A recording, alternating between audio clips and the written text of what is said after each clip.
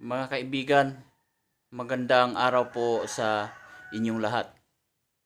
Ngayon po, pag-uusapan natin at re-reaksyonan natin yung nakarang pagpapulong-pulong ni na dating Senador Tito Soto at Ping Lacson. Ngayon, si Tito Soto ay tinanong po ng isang reporter kung gaano kalaki ang epekto ng pangampanya ng Team Alyansa sa pagkakahuli kay Tatay Digong. Ngayon, umamin po si Tito Soto. Sabi po ng dating butihing senador na napakalaki talaga ng epekto. Totoo naman po, malaki talaga ang epekto. Dahil bumaba po silang lahat sa sinagawang survey.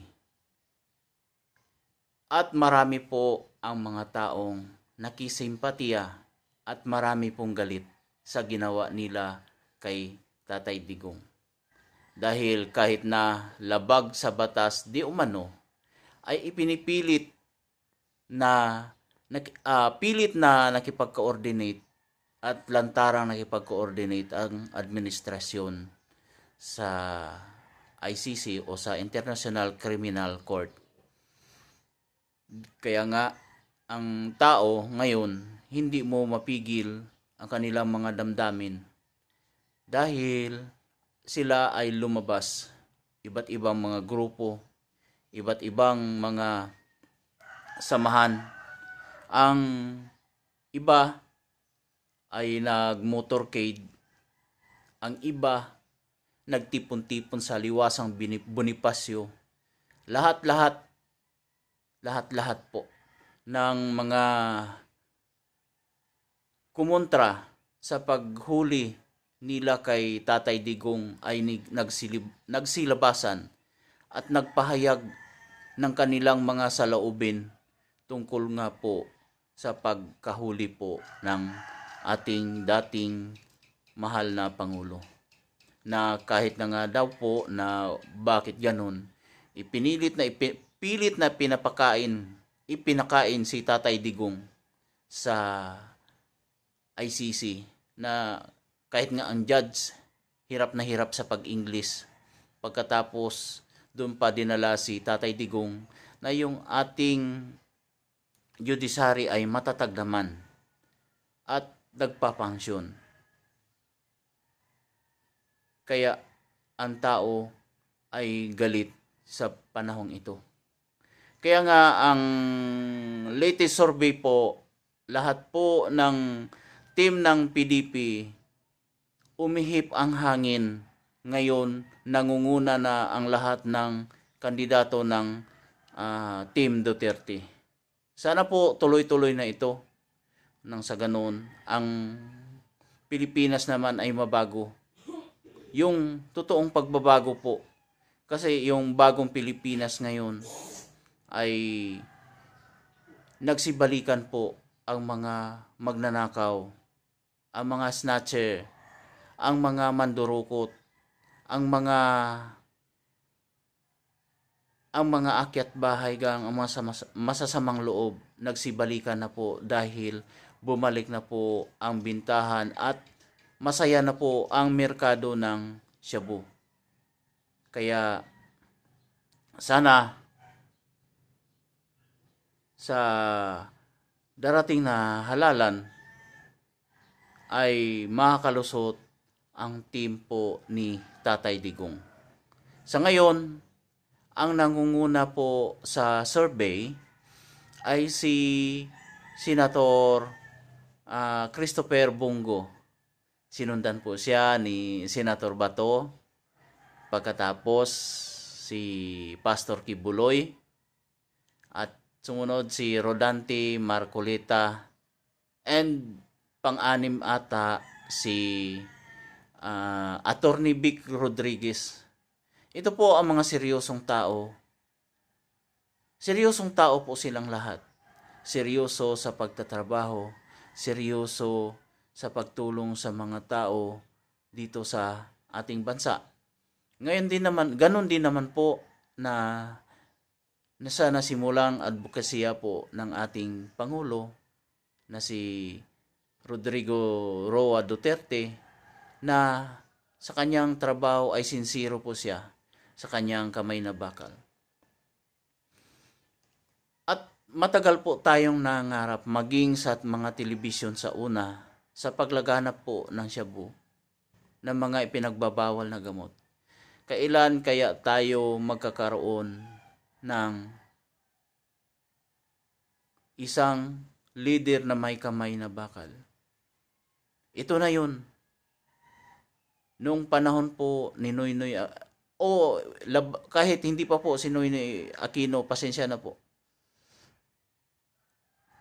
Mula sa panahon po ni Marcos, ang Mindanao ay magulong-magulo na. Hanggang sa katapos-tapusan sa panahon po ni Noynoy Aquino, magulo pa rin ang Mindanao. Ngunit ang pagdating po ng ating pinakamamahal na si Tatay Digong, ay nagkaroon po tayo ng pansamantalang kapayapaan. Kasama na rin po ang paglilinis sa mga masasamang loob, katulad po ng mga drug lords, ng mga pusher, ng mga kidnapper, at saka po ang mga kurakot sa ating kabanang bayan. Nasa katungkulan pa po si Tatay Digong, marami pong mga politiko ang nagsisimba kay Tatay Digong. Ngayon, nang siya ay hindi na Pangulo, wala na siyang kapangyarihan, isa-isa namang bumaliktad lahat yung mga taong nagsisipsip sa kanya ngayon. Noon, yung nagsisipsip sa kanya noon. Yun ang mahirap at masakit, na ang mga kababayan natin, lalong-lalo na po yung mga itinuturing pa pong mga honorable, ay siya pa po ang nangunguna sa paggawa ng gulo dito po sa ating bayan. Na sana sama-sama sila, magkaisa sila upang kanilang ilalayon o tatrabahuhin ang pagkakaisa para po sa kaunlaran ng Pilipinas. Ngunit ngayon po nakakalungkot, maging ang ating leader ng bansa ay wala pong sariling paninindigan. Sapagkat alam nyo na po na wala na po tayo sa, hindi po ako abogado, opinion ko lamang po ito, na wala na po tayo sa ICC, ngunit nakikipag-coordinate pa rin po sa ICC. Kaya nga po, ang sabi po ni BP Sara sa pagkakahuli po kay Tatay Digong ay state of kidnapping.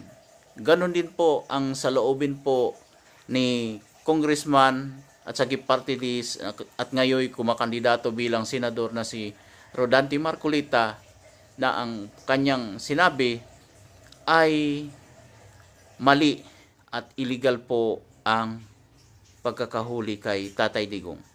Maging sa pag-aristo, wala pong counterpart ang Interpol sa paghuli kay Tatay Digong. Dahil may counterpart po pala ang Interpol dito sa Pilipinas, ang tinatawag na PCP,